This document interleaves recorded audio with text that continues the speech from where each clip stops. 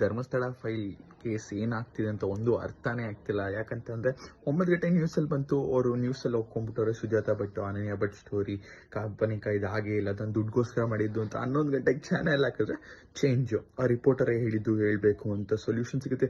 ಗುರು ಇಲ್ಲಿ ಏನಾಗ್ತಿದೆ ಅಂತ ಗೊತ್ತಾಗ್ತಿಲ್ಲ. ಎಂಡ್ ಆಫ್ ದ ಡೇ ನಮಗೆ ಜಸ್ಟಿಸ್ ಬೇಕಾಗಿದ್ದು ಸೌಜನ್ಯ ಅವ್ರಿಗೆ. ಮತ್ತು ಧರ್ಮಸ್ಥಳ ಜಾಗ ಅದಕ್ಕೆ ಇಂಪಾರ್ಟೆನ್ಸ್ ಇರೋದೆಲ್ಲ ಹಾಳಾಗ್ತಿದೆ ಇಲ್ಲಿ. ಯಪ್ಪ, ಒಂಥರ ರಿಯಲ್ ಲೈಫಲ್ಲಿ ಒಂಥರ ಸಿನಿಮಾ ನಡೆಸ್ತಾ ಇದ್ದಾರೆ ಅನ್ನಿಸ್ತದೆ.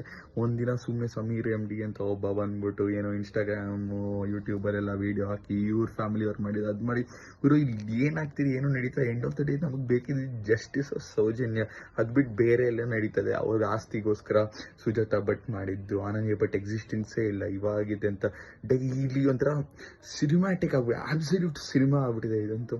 ನಮ್ಗೆ ಎಂಡ್ ಆಫ್ ದ ಡೇ ಕೆಲವು ಜಸ್ಟಿಸ್ ಒಂದು ಬೇಕು. ಇವಾಗ ವಿಷಯ ಹೆಂಗಾಗ್ತಿದೆ, ತಿಮ್ಮನಹಳ್ಳಿ ಜೈಲ್ಗೆ ಹೋಗ್ತಾರ, ಇವನ್ ಜೈಲ್ಗೆ ಹೋಗ್ತಾನೋ ಇಲ್ಲ ಅಂತಂದರೆ ಸುಜಾತಾ ಭಟ್ ಸ್ಟೋರಿನೇ ಫೇಕ್ ಅನ್ನೋ ಜನ ಕಾನ್ಸಂಟ್ರೇಷನ್ ಡೈವರ್ಟ್ ಆಗ್ತದೆ. ಮತ್ತು ಧರ್ಮಸ್ಥಳ ಅಂತ ಒಳ್ಳೆ ಪವಿತ್ರವಾದ ಹಿಂದೂ ಜಾಗನ ಹತ್ರ ಹೆಸರಾಳಾಗ್ತಿದೆ. ಎಂಡ್ ಆಫ್ ದ ಡೇ ಇವಾಗ ಒಂಥರ ಒಪಿನಿಯನ್ಸೇ ಚೇಂಜ್ ಆಗ್ತಿದೆ, ಪೊಲಿಟಿಕ್ಸ್ ಎಲ್ಲ ಎಂಟಾಗ್ತಿದೆ.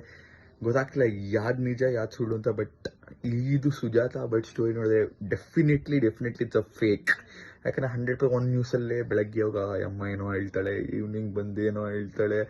ಯಪ್ಪ, ಅದಂತೂ ಫೇಕ್. ರೇಪ್ ಅಂತೂ ಸೌಜನ್ಯ ಆಗಿರೋದು ನಿಜ, ಬಟ್ ಇವ್ರ ಕಡೆಲ್ಲ ಅಡ್ವಾಂಟೇಜ್ ತೊಗೊಂಡು ಮಾಡ್ತಿದ್ದಾರೆ. ಸಮೀರ್ ಎಮ್ ಡಿ, ತಿಮ್ಮರುಡಿ ಅಂತೆಲ್ಲ ಅನ್ನಿಸ್ತಾ ಇದೆ.